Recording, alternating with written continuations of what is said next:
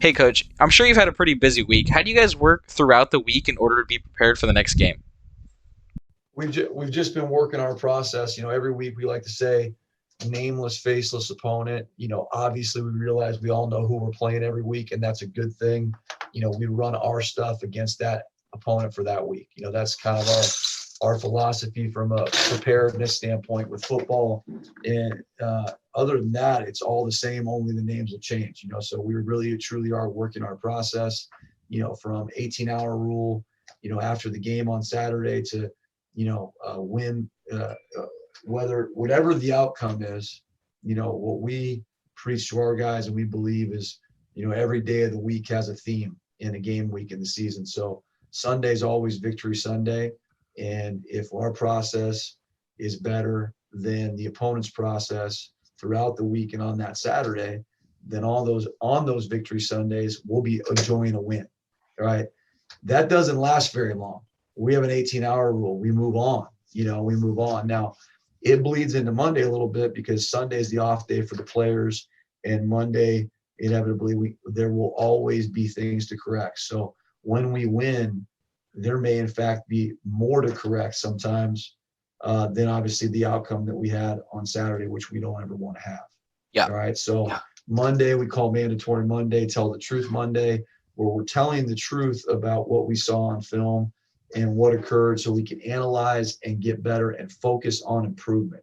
All of the days of the week are essential to each other and sequential, and they all have the same bottom line: focus on improvement. So we get out of Monday, and then we really truly move on to the next team, and we're into that week. And the great thing about the way we do things is on Tuesday with Tough Tuesday, even though it's a new opponent, we really focus on ourselves that day. That's a full padded physical, mental, hard edge day. We're blocking, tackling, block destruction, takeaways, running to the football, physical football, not specific scheme oriented so much. What we do what we do, control we control, and get good at football that day. We Yep. move into Wednesday, which was yesterday. We start to take it off them a little bit and get into shells, get the players' legs back a little bit, and we move into more of a mental, physical mentality with situational football, really executing the game plan, what we do against what they do in different areas and situations, and all of the above that will come up in the game in all three phases of football. And then today is, we take it off them a little bit. So we go no sweat Thursday. And that's what I mean by working our process. We're working our process. And today, the part of our process is no sweat Thursday, where we're going to walk through in shorts and t-shirts and really get mentally honed in, as we're 57 minutes away from entering the final 48. The final 48 hours before kickoff are a really important time in any football week, and we believe in that. So that's what we'll do today, and then we'll ramp it back up tomorrow in helmets and cleats and jerseys and go fast Friday, and then Saturday's college football Saturday. So that's what we've been doing to get ready, Spence. That's what we do. Well, it sounds like you got a lot on your plan or a lot on your plate then. So after watching the last Saturday's game, a couple things that occurred to me. Butte was a really good football team, and you guys did a really, really good job at holding them back. You guys were only a special teams play away from winning the game. Does a game like that give you any type of confidence leading into or extra motivation going on to San Mateo? Confidence and extra motivation. So again, we're working our process. The outcome was not what we wanted. All right. And to your point, you heard what I said to the team, what I said to you after the game. When you have situations like we had on Saturday, where the turnover takeaway differential is there's such a big disparity. And when the special teams big play, there's such a big disparity, that's a fundamental head coaching error. And I worked very hard on getting that right this week, and we're far from done. We still have 48 hours to get that right and continue to focus on improvement. So giving us confidence, I think our guys are confident, and our guys know that we believe in them. And what we try to emphasize and what we're working on every day? Is everyone taking responsibility for their own self-determination so they can be as self-actualized as humanly possible in that moment? And, that really needs to get driven by me doing a better job, and we will do a better job. So, yeah, we were confident going in. We remain confident. We'd like to execute better.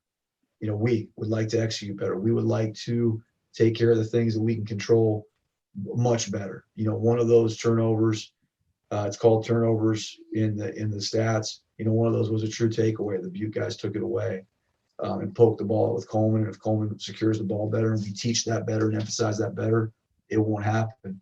And in terms of extra motivation, we're motivated by doing our best. So, yeah, I guess to answer your question, literally, yeah, we've got some extra motivation because we know that we did not achieve to and through our potential. And I know that I'm showing that to the guys, and we're showing that to the guys, and the guys are showing that to us, and we're all in it together in terms of understanding that we give all the credit in the world to Butte, tremendous opponent, played very well. Coach Snelling and his guys deserve the credit for the victory. We know that we control our fate always, and that's what we work on. Yeah, for sure. Your game plan last week relied heavily on the passing game.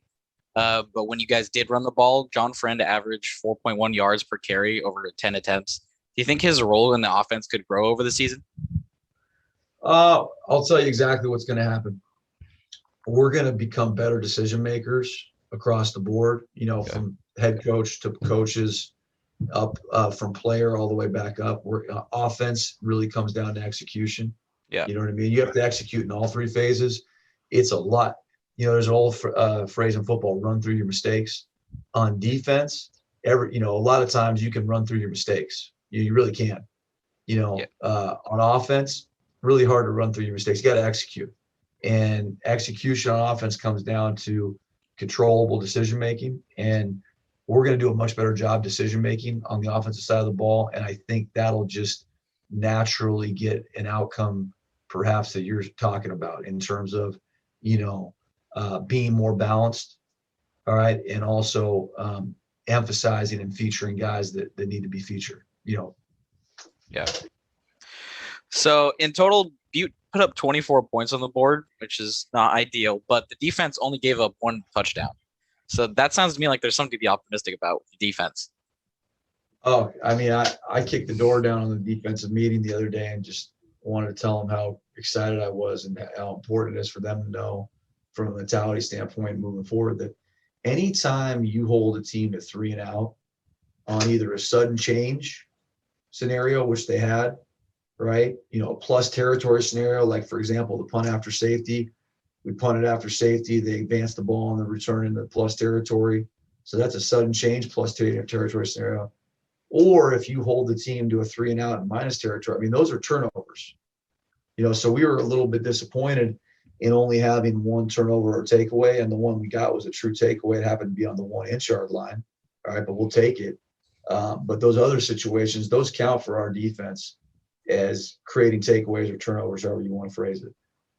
So, we're real excited about that, and we're real excited about what the staff and the players did, to make that happen. And, part of it is part and parcel with, not only how we prepare, but how we practice and making the guys run like Coach Keen and the staff do, and we all do. And we're excited about it. We expect more. We expect even more. It's exciting. Yeah.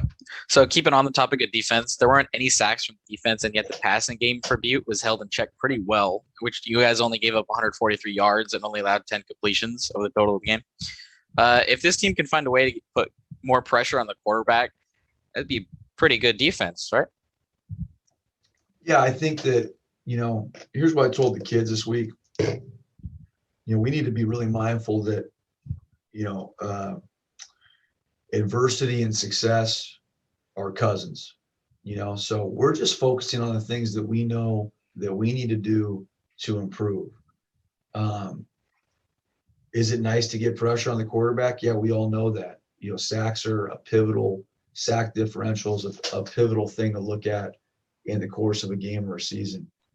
But really the most important part of your question is just, are we going to have a mindset that we're satisfied with outcomes? because anytime you're satisfied with outcomes, you're missing it. We're missing it. We want to continually look at what can we improve in our process? What can we improve in our hows so that we get outcomes that we want? And I think that that's really critical because, again, success and adversity are cousins, and we're going to have a lot of success around here on the scoreboard in the win-loss column. And, success breeds complacency, and adversity, can breed disenchantment. You know what I mean? And they're really the same thing. So we don't really want to be fixated on how many sacks we got or not. We want to look at why and how are we getting to where it is we know we need to go and focus on that. Yep. Well, that's all the questions I got for you. I wish you guys good luck in San Mateo. I won't be able to make it out there. It's, a little far. So it is, man. We'll see you back. We'll see you back for some home cooking on the 18th. The 18th sounds good. Yep, I'll definitely be out there. All right. Thank you, Coach. Thanks, Ben. Thanks for the opportunity. Have a good one. See you, buddy. You too. Yeah, you too.